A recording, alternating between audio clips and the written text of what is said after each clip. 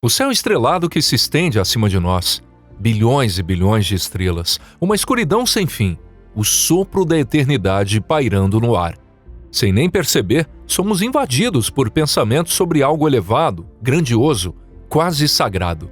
Mas então, de repente, como num truque de David Copperfield, vem aquele estalo. E se tudo isso for só uma ilusão, uma simulação? O espaço profundo, as galáxias, os buracos negros e até você aí.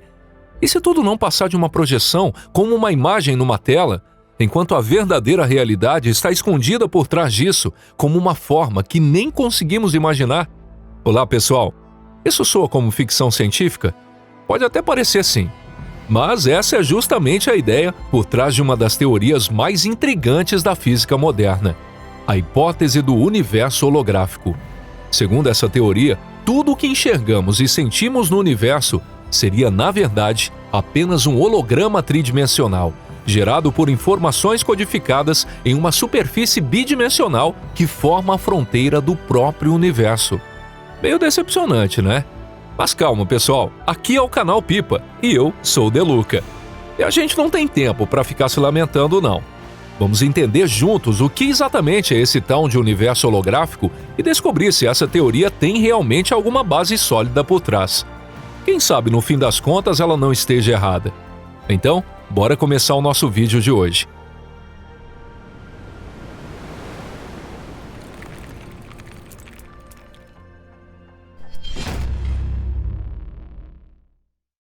A dúvida começa com uma árvore.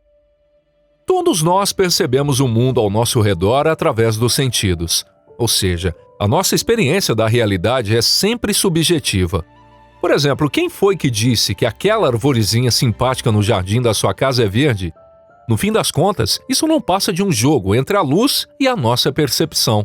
Se iluminarmos essa árvore com uma lanterna de luz infravermelha, por exemplo, ela não vai parecer verde.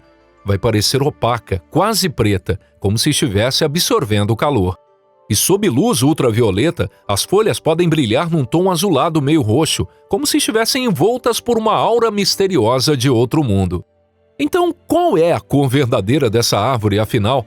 Como já comentamos antes, a realidade que cada um de nós percebe pode mudar com facilidade e se transformar completamente. Também somos capazes de ver coisas que, na verdade, não existem. Por exemplo, esse triângulo branco que você está vendo, ele não existe na verdade, mas o seu cérebro insiste em enxergá-lo. E o contrário também acontece. Como no caso da rainha branca do famoso exemplo, há momentos em que algo está ali de fato, mas a gente simplesmente não consegue ver. Buracos negros e a guerra das mentes brilhantes. Agora pense, e se o mundo ao nosso redor for completamente diferente daquilo que vemos? Ou melhor, daquilo que imaginamos estar vendo? Quem despertou em nós essa desconfiança sobre a realidade do nosso universo foi justamente uma das entidades cósmicas que mais amamos, o buraco negro. Em 1974, o renomado cientista Stephen Hawking publicou um artigo afirmando que esses monstros escondidos nas profundezas do espaço, que até poderiam engolir o universo inteiro, poderiam um dia evaporar, como o orvalho em uma manhã comum. Esse fenômeno mais tarde ficou conhecido como radiação de Hawking. E isso foi uma verdadeira revolução. Afinal, até então, a física clássica via os buracos negros como prisões eternas, onde tudo o que entrava jamais escapava.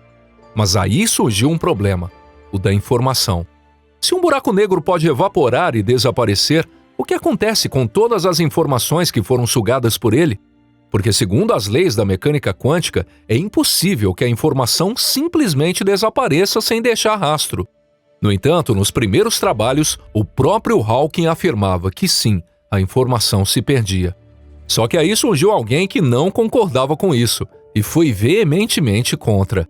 Estamos falando de Leonard Susskind, um dos maiores nomes da física teórica e um dos criadores da teoria das cordas. Ele dizia que se a informação realmente se apagasse, todo o edifício da física quântica desmoronaria. E isso simplesmente não podia acontecer. Susskind chegou a afirmar: se o Dr. Hawking estiver certo, então toda a nossa teoria sobre as leis da natureza está errada. Mas se Hawking estivesse mesmo errado, seria preciso provar. E foi exatamente isso que Susskind fez. Ele provou. E o resultado foi surpreendente. Para contestar Hawking, Susskind usou justamente a equação que Hawking havia apresentado em 1974. Essa aqui é a equação. SBH representa a entropia, ou seja, a quantidade de informação dentro do buraco negro. KB é a constante de Boltzmann, que vale aproximadamente 1,38 vezes 10 elevado a menos 23 joules por Kelvin. A representa a área do horizonte de eventos do buraco negro. LP, o chamado comprimento de Planck, mede 1,6 vezes 10 elevado a menos 35 metros. Se deixarmos de lado os coeficientes e os termos ao quadrado, essa equação mostra que a quantidade de informação no buraco negro está relacionada não somente ao seu volume, mas sim à área da sua superfície. No nosso mundo comum, quanto maior o volume, maior a quantidade de informação. Então, isso é realmente surpreendente. E o mais incrível, Hawking passou por cima desse detalhe. Já Susskind, junto com o físico teórico Gerard Terhuf, não deixou isso escapar. Eles chegaram a uma conclusão que hoje pode até parecer simples. Toda a informação de um buraco negro está registrada na sua superfície. E foi essa ideia desenvolvida por esses dois cientistas que deu origem ao chamado princípio holográfico. Esse princípio afirma que as informações que caem no buraco negro não se perdem. Elas ficam preservadas, gravadas, como se estivessem esculpidas na superfície do horizonte de eventos. Mas afinal, o que é exatamente um holograma?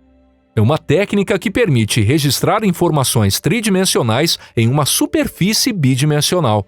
Quando iluminada do jeito certo, essa superfície recria a ilusão de um objeto 3D. Hawking, por muitos anos, não aceitou essa ideia. Mas em 2004, durante uma conferência em Dublin, ele surpreendeu a todos dizendo: "Encontrei a solução. A informação é sim preservada." Ele reconheceu que estava errado ao afirmar que a informação desaparecia nos buracos negros. E apresentou um novo modelo, no qual a informação, apesar de se espalhar de forma complexa e meio bagunçada, acabava saindo junto com a radiação. Foi uma vitória enorme para Susskind. Não porque ele venceu Hawking, mas porque venceu a ideia de que a física poderia contrariar os seus próprios princípios. Em seu livro A Guerra dos Buracos Negros, Susskind narra esse episódio com muito humor e respeito. Ele nunca criticou Hawking. Muito pelo contrário, disse que Hawking foi sua maior fonte de inspiração e que sem aquele paradoxo provocador, o princípio holográfico jamais teria surgido. Isso tudo me lembra a disputa entre Einstein e Friedman. Einstein concluiu as equações da relatividade geral em 1915 e em 1917 criou a constante cosmológica para manter o universo estático. Já Friedman, em 1922, com base nas mesmas equações, mostrou que a teoria da relatividade permitia a expansão do universo. Einstein, por muito tempo, não quis aceitar as ideias de Friedman. Chegou até a insinuar que Friedman não entendia bem de matemática. Mas quando as observações de Hubble confirmaram a expansão do universo, Einstein admitiu que seu modelo anterior era o maior erro de sua vida. Afinal, até os gênios têm dificuldade para admitir que estavam errados. E se fôssemos só uma projeção? Vamos voltar ao assunto do holograma que estaria na superfície do horizonte de eventos de um buraco negro. Susskind e Terhuf foram ainda mais longe e lançaram uma pergunta que abalou toda a comunidade científica. Se esse mecanismo funciona dentro de um buraco negro, por que não imaginar que o mesmo vale para um universo inteiro? Em outras palavras, será que o nosso universo inteiro pode ser um grande holograma? E quando falamos universo inteiro, estamos incluindo os seres humanos. Eu, você, todo mundo. Talvez você esteja pensando agora, então quer dizer que minha vida inteira foi uma ilusão? E a resposta é, de certo modo, sim. Mas é importante deixar claro o que exatamente se quer dizer com ilusão. Mesmo que a teoria holográfica esteja certa, isso não significa que nós não existimos ou que estamos dormindo dentro de uma espécie de Matrix. Na verdade, a ideia é um pouco diferente.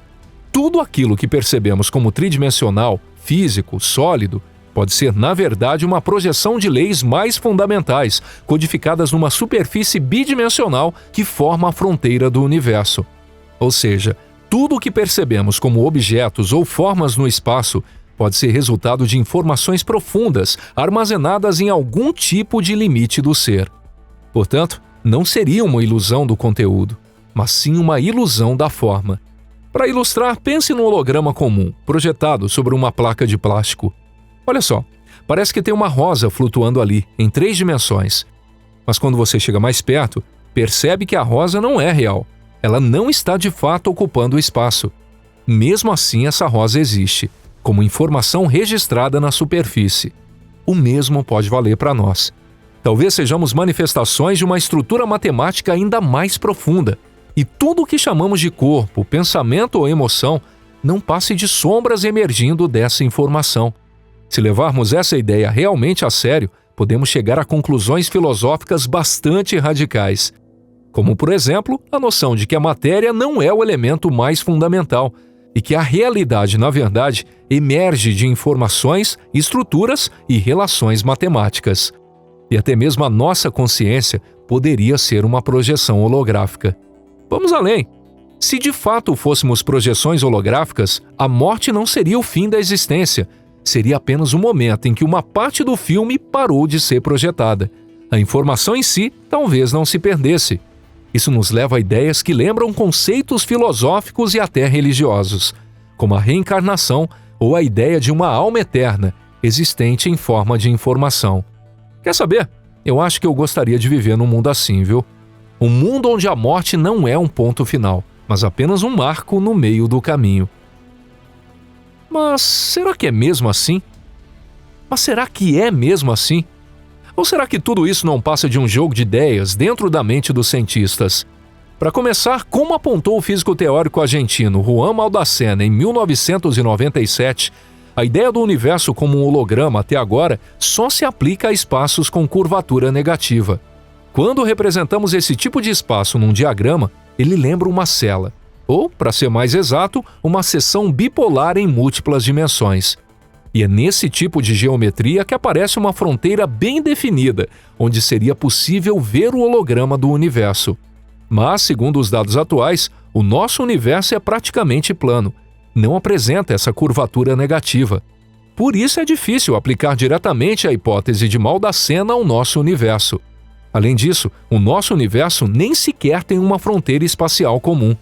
Em vez disso, ele tem horizonte de eventos e limites entre o passado e o futuro.